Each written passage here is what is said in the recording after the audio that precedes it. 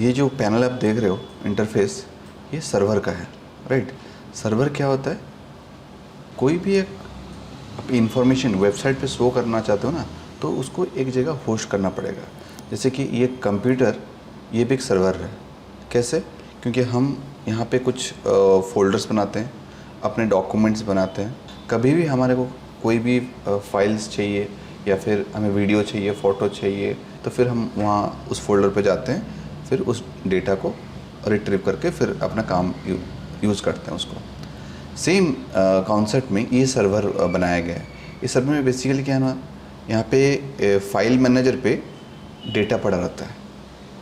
जैसे कि हमारे हार्ड ड्राइव में डेटा पड़ा रहता है, ये भी एक हार्ड ड्राइव है, बट यहाँ पे हमें वर्चुअल दिख रहा है। ये सर्वर्स बहुत सारे लोकेशन पे होते हैं, जैसे कि जर्मनी में होते हैं, कनाडा में होते हैं, ऑस्ट्रेलिया में होते हैं और इंडिया में भी हैं। इंडिया के जो सर्वर्स है उसका कॉस्ट ज़्यादा होता है, क्योंकि अगर आप मैं दिखाना चाहूँ फेसबुक का अगर सर्वर, तो आप सर्च कर सकते हो फेसबुक डेटा सेंटर्स। क्योंकि हम जो भी फेसबुक में पोस्ट कर रहे हैं, फ़ोटो हो, वीडियो हो, वो सेव रहता है ना। कहाँ सेव रहता है? डेटा सेंटर में। तो डेटा सेंटर जो है वो अदर कंट्रीज़ में होते हैं मोस्टली, ठीक है, क्योंकि उसका जो मेंटेनेंस है बहुत ज़्यादा होता है और काफ़ी बड़े बड़े लोकेशन पे लोग करते हैं। अब ये देखो सारे सर्वर्स, ये सारे कंप्यूटर, सुपर कंप्यूटर्स इस टाइप के लाइक डेटा मैनेज करते हैं। देखो ये बाहर से बिल्डिंग लग रहा है ना, लेकिन अंदर ये सारी चीज़ें होंगे उनमें, ये सारे सर्वर्स हैं। और ये 24 यस एग्जैक्टली, ये सब कंप्यूटर ये हार्ड ड्राइव्स होते हैं, ठीक है। और इसमें क्या नहीं 24/7 ऑफ रहते हैं। और इस सर्वर का जो रूम है पूरा चिल्ड रहता है। इसके लिए मेंटेनेंस के बहुत सारे इंजीनियर्स भी काम करते हैं, जैसे कि ये काम कर रहा है, ठीक है। तो कभी भी उसमें फॉल्ट निकलेगा तो डेटा, हमारा जो वेबसाइट है वो स्लो भी हो सकता है। तो इसलिए क्या है ना, एक डेटा सेंटर में लाइक ये जो डेटा रखते हैं ना, वो बैकअप्स भी रखते हैं इनके। मान के चलो फेसबुक का एक डेटा सेंटर ख़राब हो गया ना, या फिर करप्ट हो गया या फिर ब्लास्ट हो गया, तो डेटा तो सब गया लोगों का ना, तो फिर दिक्कत हो जाएगी बिजनेस में। तो इसलिए क्या है ना, वो बहुत सारे डेटा सेंटर्स मैनेज करते हैं और ये सब क्लाउड में चलता है। और क्लाउड बेसिकली कॉन्सेप्ट है जो कि नॉर्मल सर्वर भी हैं, क्लाउड सर्वर भी हैं। क्लाउड सर्वर में क्या होता है कि वेबसाइट थोड़ा फास्ट चलता है और डेटा बहुत सिक्योर रहता है। और ये ऐसा काम करता है, जैसे कि मैं आपको अगर दिखाऊं, लेट्स से हम इंडिया में बैठे हैं, ठीक है, कटक में बैठे हैं, और कटक में हमारे को एक हम यहाँ पे बैठ कर google.com खोलते हैं। तो गूगल का जो मेन ओरिजिनल सर्वर है वो लेट्स से कैलिफोर्निया में है। तो कटक से रिक्वेस्ट हम ब्राउज़र के थ्रू भेजते हैं और फिर कैलिफोर्निया से वापस अगर कटक में आता है ना, तो ये जो कम्यूटिंग टाइम, कनेक्शन टाइम काफ़ी ज़्यादा हो जाता है।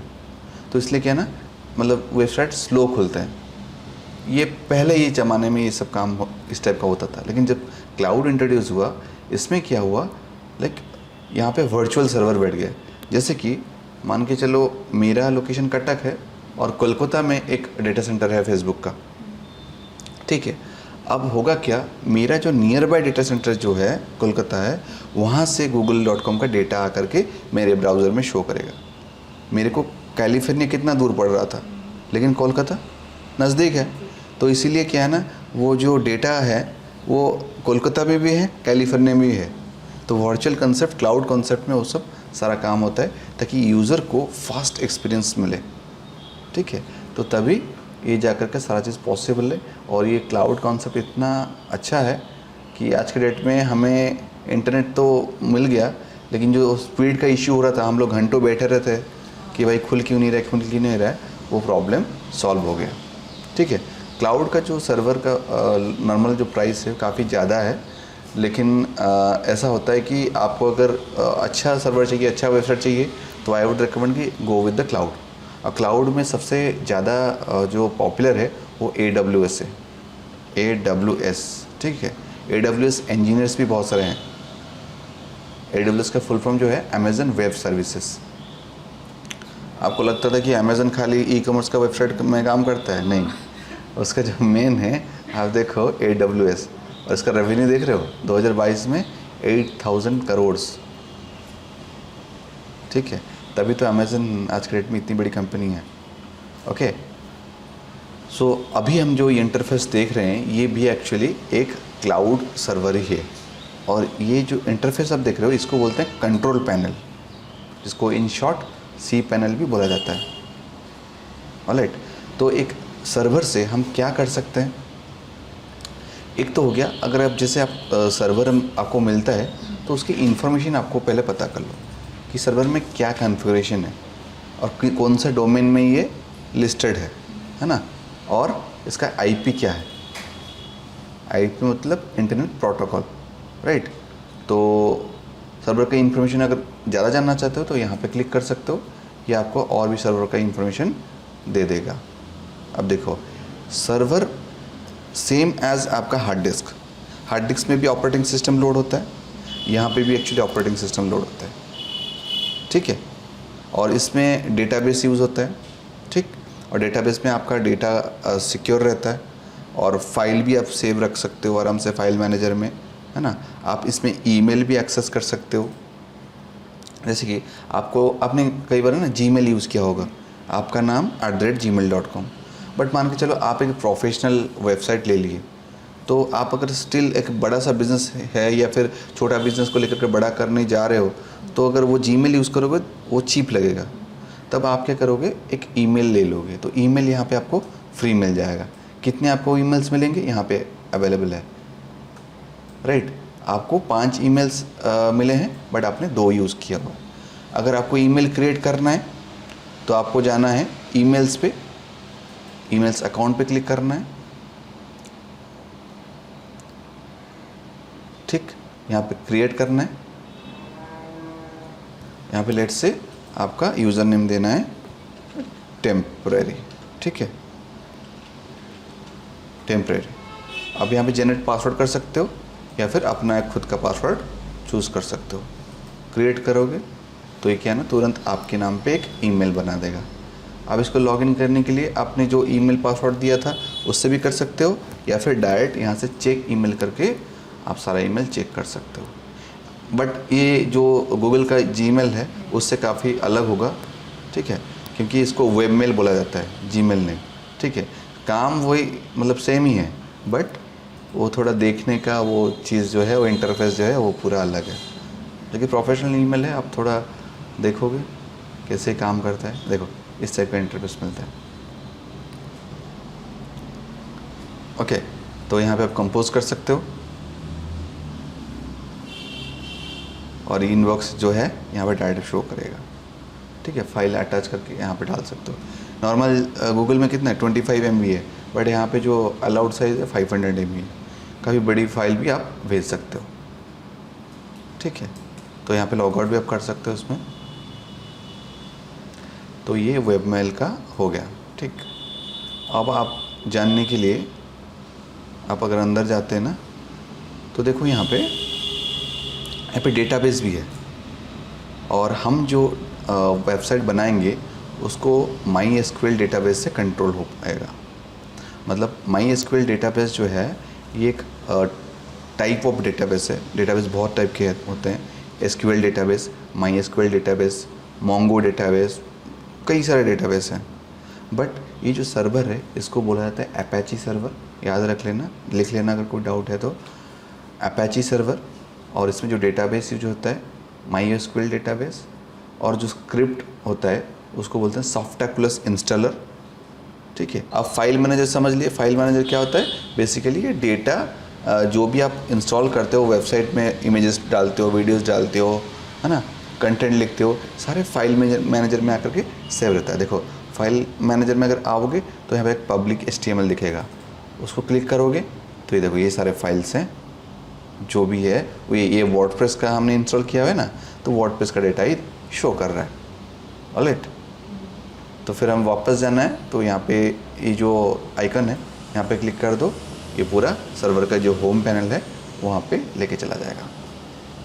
ओके, तो हम दिखाते हैं अभी PHP MyAdmin MySQL database. PHP MyAdmin जो इसमें क्या होता है, जो भी हम यूज़र का पासवर्ड देते हैं या फिर यूज़र नेम डालते हैं तो वो यहाँ पे शेयर होता है। जैसे कि हमने जब वर्डप्रेस इंस्टॉल करते हैं ना, तब एक यूज़र नेम डालते हैं, पासवर्ड डालते हैं, तो वो सारा जो पासवर्ड है यहाँ पे आके सेव रहता है। ठीक है, तो ये चीज़ आप देख लो, ऐसे डेटाबेस एक्चुअली सेव रहता है।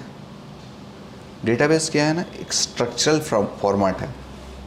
मीन्स देखो, अगर हमारे पास बहुत सारे सामान हैं, हम अगर इधर उधर बिखरा के मतलब फेंकेंगे तो फिर वो क्या होगा, कभी कुछ हमें चाहिए तो वो मिलेगा नहीं। अगर इन फॉर्म रैक में हम अगर रखें सारा चीज़ को और रैक का नेमिंग डाल दें, ऑर्गेनाइज्ड करके रखते हैं। बिल्कुल। सो हमें अगर अच्छा लाइफ जीना है तो we have to stay organised. तो हमारी चीज़ें जो भी हैं उसको रैक से आराम से हम अगर रखेंगे तो कभी भी अगर भूल भी जाएंगे ना, तब हमें पता चल जाए कि भाई इस नंबर पे ये जो चीज़ था हम ले आएंगे। वो सेम चीज़ है डेटाबेस। इसमें क्या है ना, जो भी डेटा है हम पूरा, देखो ये पूरे रैक वाइज हम रखते हैं टेबुलर फॉर्मेट में, तो कभी भी कुछ प्रॉब्लम आए तो हम यहाँ से बैकअप ले सकते हैं, क्योंकि डेटा तो ऑटोमेटिक होता है। हाँ सारा चीज़ हम फ्रंट एंड से काम करते हैं, ये बैक एंड में सारा चीज़ डेटा सेव हो जाता है। ठीक है, तो ये चीज़ है। और बाकी सर्वर में एक चीज़ है सब डोमेन। डोमेन बताया था, डोमेन मतलब xyz.com, मतलब google.com जैसे है। सब डोमेन मतलब उसके आगे कुछ अगर रहे, जैसे कि देखो ये इसका मेन डोमेन जो है yscope.in है, इसके आगे क्या लिखा है xyz, तो ये है सब डोमेन। अगर हमें नया एक सब डोमेन बनाना है, ठीक है, तो मैं ABC नाम दे देता हूँ। ओके, तो ABC हमने क्रिएट करा, ABC हैज़ बीन क्रिएटेड, तो गो बैक, है ना। अब देखो मैं ये डोमेन को अगर खोलूँगा ना, राइट क्लिक करके गो टू abc.in, अब यहाँ पे देखो ये कुछ है नहीं, ये ब्लैंक दिखा रहा है, बोले कि पार्क्ड है। अब इसमें कुछ सॉफ्टवेयर डाले नहीं। अगर हमें कुछ डिज़ाइन करना है तो हमें इस फोल्डर में सारा डेटा डालना है, डालेंगे तब जाकर के शो करेगा। ऑलराइट, सब डोमेन मतलब क्यों यूज करते हैं? ऐसे देखो, लेट्स से मैं गूगल की बात कर देता हूँ, ठीक है। अब google.com देख लो। google.com बेसिकली एक सर्च इंजन है, ठीक है, कुछ भी सर्च करते हैं। अगर हमें गूगल का ड्राइव है, पता है ना, गूगल ड्राइव पता है, गूगल ड्राइव, तो गूगल ड्राइव में बेसिकली क्या होता है, हम अपने डेटा जो है शेयर करते हैं, मतलब स्टोर भी करते हैं, किसी को अगर रिक्वायरमेंट है तो शेयर भी करते हैं। ठीक है, तो हमने क्या किया, गूगल ड्राइव पे क्लिक किया। अब करने के बाद होगा क्या, देखो अब मेरे को और एक वेबसाइट में लेके चला जा रहा है, उसका जो नाम है drive.google.com, देख रहे हो, जहाँ पे सारे डॉक्यूमेंट्स पड़े हैं मेरे। तो ये हो गया सब डोमेन। इस तरीके के बहुत सारे सब डोमेन्स हैं गूगल के।